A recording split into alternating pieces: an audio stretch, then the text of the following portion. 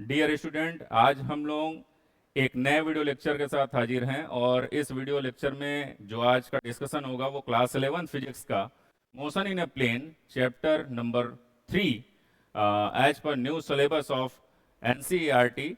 अभी हमें क्या करना है, न्यू सिलेबस ऑफ सीबीएसई। अभी क्या करना है हमें कि हम इसका जो दूसरा लेक्चर है यानी इंट्रोडक्टिव वीडियो या इंट्रोडक्टिव सेशन हमने क्या किया था, वेक्टर एंड स्केलर का पिछले लेक्चर में कवर किया था। और इस लेक्चर में हम लोग शुरू करने जा रहे हैं मोशन इन ए प्लेन का बहुत important topic, what is position vector and what is displacement vector and what is the difference between position and displacement vector. तो चलिए शुरू करते हैं।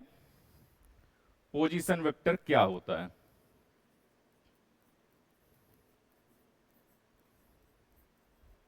पोजीशन वेक्टर, तो सबसे पहले अगर हम इसके डिफिनेशन की बात करें तो पोजीशन वेक्टर यानी किसी भी ऑब्जेक्ट की एक्चुअल लोकेशन या एक्चुअल पोजीशन क्या है।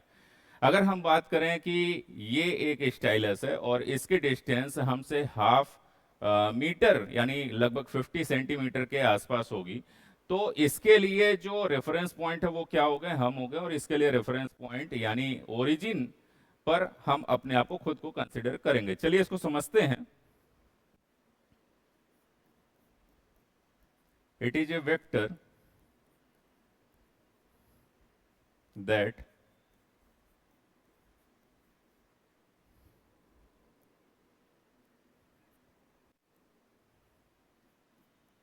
that tells the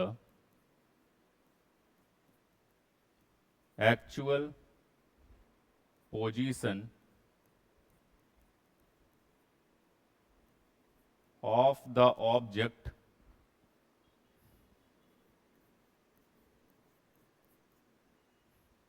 with reference to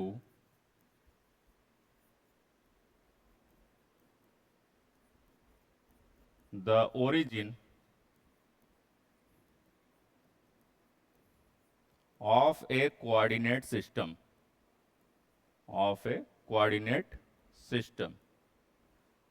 अब इसको समझते हैं क्या है ये कोऑर्डिनेट सिस्टम। की बात की गई तो सबसे पहले हमें क्या करना है, कोऑर्डिनेट ड्रा कर लेना है। ये हो गया X axis and this is Y axis.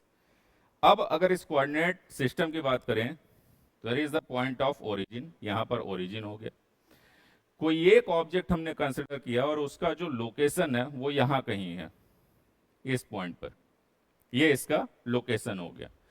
तो ये ऑब्जेक्ट जो यहां पर है पॉइंट पी पर कंसिडर करते हैं। अगर इस पॉइंट पी के लोकेशन को हम ओरिजिन से दिखाते हैं या शो करते हैं कि ओरिजिन से कितनी दूरी पर ये ऑब्जेक्ट है, और ये जो लाइन जा रही है, ये जो वेक्टर जा रहा है वो एक्स एक्सिस से थीटा एंगल बना रहा है। कितना बना रहा है?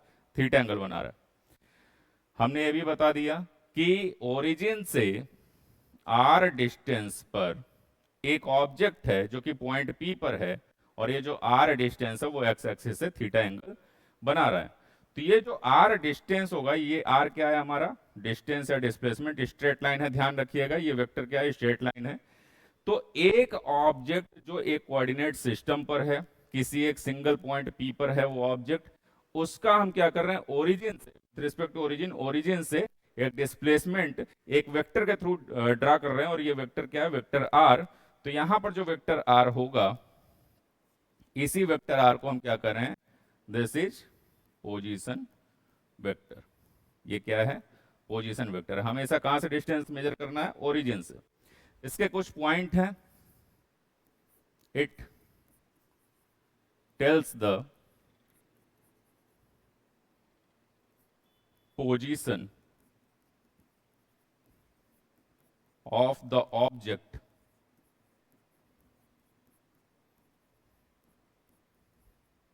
with reference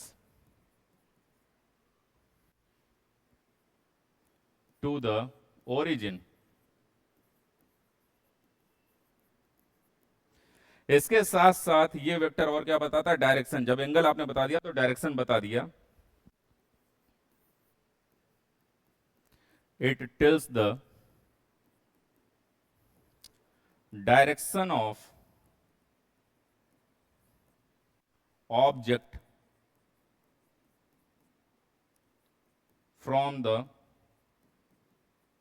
origin. ये कुछ इसके बेसिक पॉइंट हुए, यानी जो पोजीशन वेक्टर होता है वो क्या होता है, किसी ऑब्जेक्ट की एक्चुअल लोकेशन होती है विथ रेफरेंस टू ओरिजिन, यानी ओरिजिन से हम उसका डिस्टेंस बताते हैं, ओरिजिन से किस डायरेक्शन में है एंगल भी बता देते हैं। इसके बाद अगर ये कंप्लीट आपको समझ में आ गया तो हम लोग नेक्स्ट टॉपिक इसी का शुरू करते हैं, वो है displacement vector.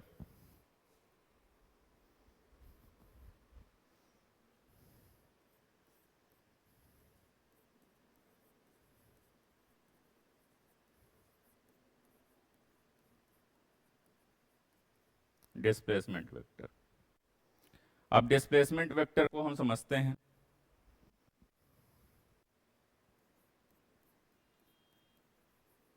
It tells that an object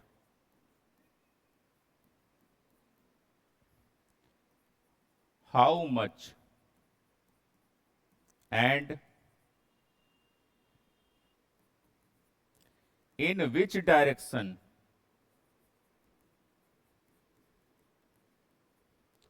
will move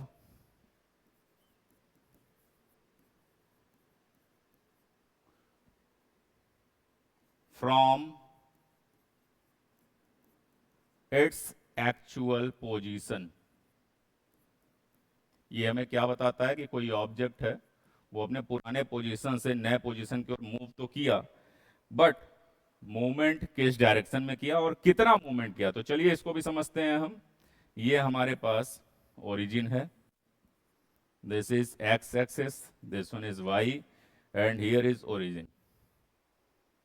The initial position of object is at point P। initial position कहाँ है ऑब्जेक्ट की, point P पर है।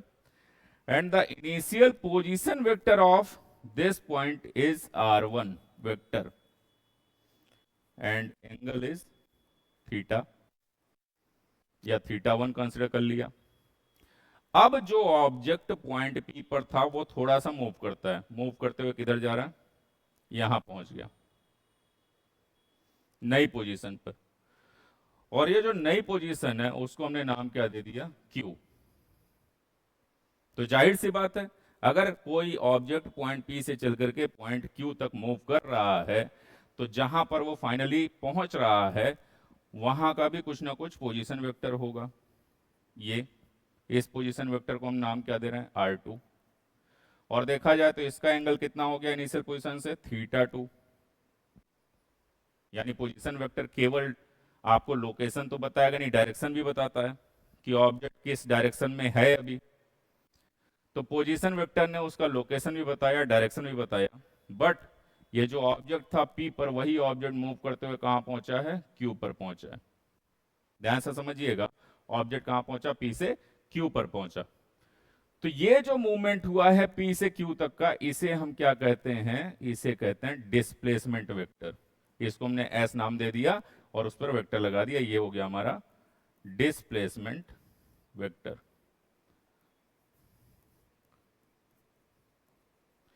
ये इस चैप्टर का एक अलग से ही टॉपिक था, पोजीशन और डिस्प्लेसमेंट।